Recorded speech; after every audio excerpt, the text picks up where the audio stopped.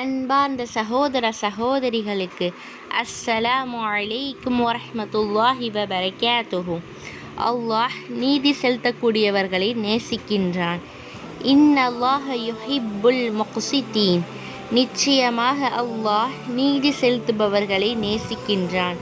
நபி ஸல்லல்லாஹு அலைஹி வஸல்லம் அவர்கள் கூறியதாக இப்னு உமர் ரலியல்லாஹு அன்ஹு அவர்கள் அறிவிக்கிறார்கள், இன்னல் முக்ஸிதீன இன்தல்லாஹி அலா மனாபிரு நூரின் அன் யமீனி ரஹ்மானி அஸ்ஸ வஜல் வகில்த யதைஹி யமீனுல் லதீன யஅதிலூன ஃபீ ஹுக்மிஹிம் வ அஹ்லிஹிம் வ மா வலூ.